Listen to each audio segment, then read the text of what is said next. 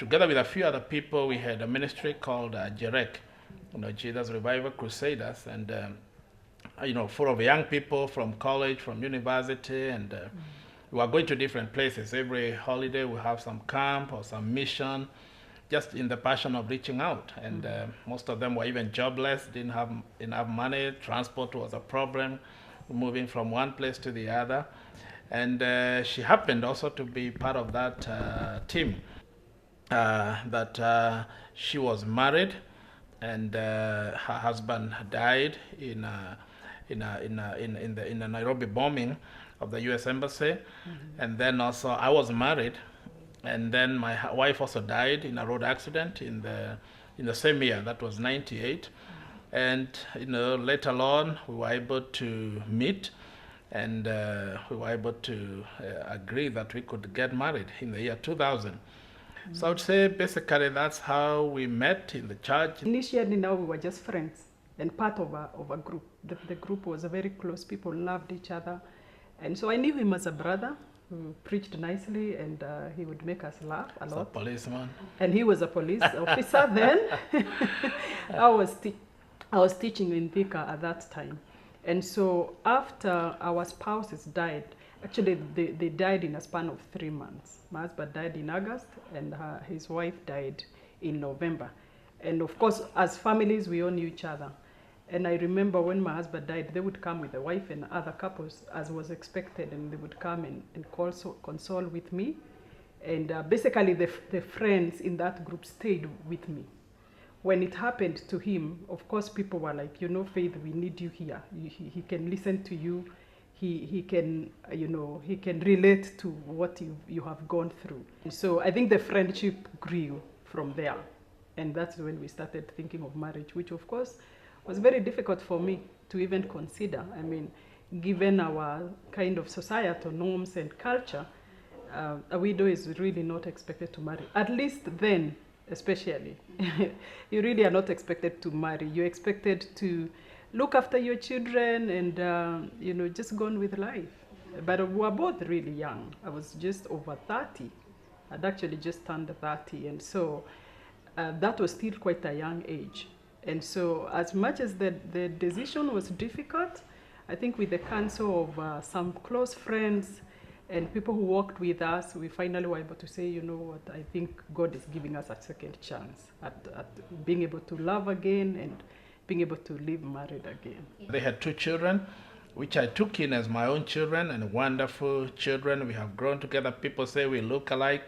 Nobody can tell. Actually, they are not really my own children. And later on, we were blessed with the twins after that. So we have 4 children. People have that stigma that these are not your children, issues of inheritance, they are wonderful children. If you have children you need to raise, or somebody thinking, I want to marry somebody with a child or 2, if you can agree on other things and you're able to marry, children should not be a hindrance. You only take care of them for a time, and then they're on their own. I was in South B at Redways Training Institute. And those days weddings were different. Like you're asking about the suppliers, they have, basically to do everything. And then basically you have to work around with what we had, a budget of about 70, 80,000.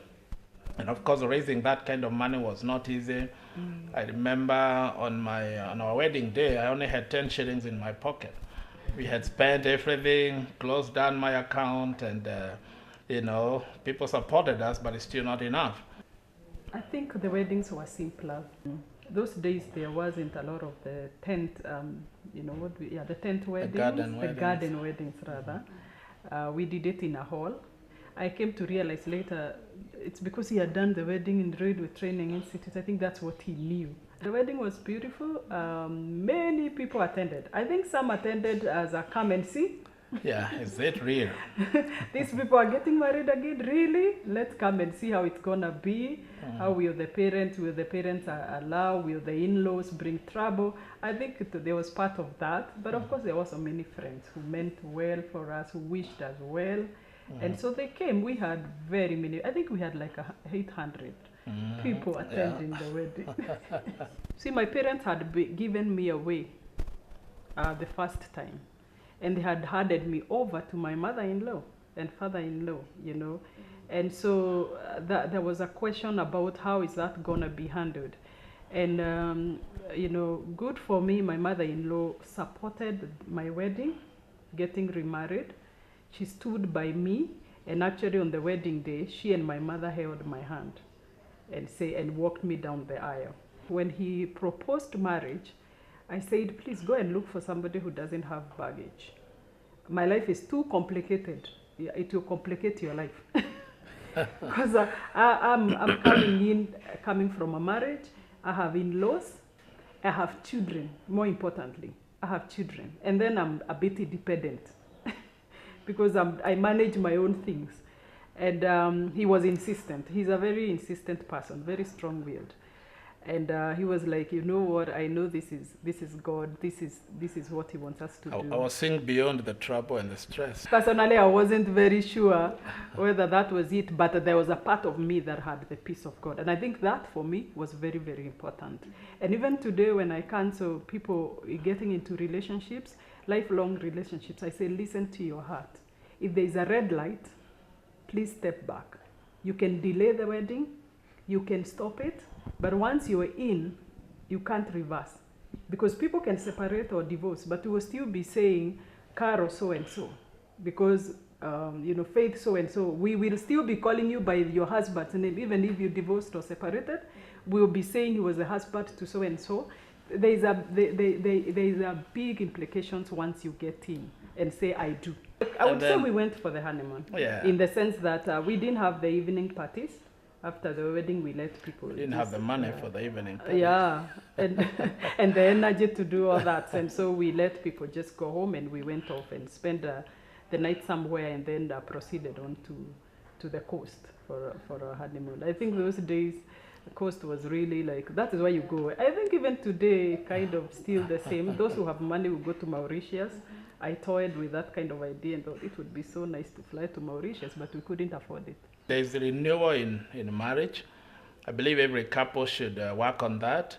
I mean, the marriage should not grow stale, where you have nothing after the wedding, they have nothing to look forward to. You need to bring some, you know, freshness and some renewal in your marriage. Look for activities, travel together, do some things together, spend time together, because again, you know, marriage can grow stale. After 5 years, 10 years, get used to each other, take each other for granted.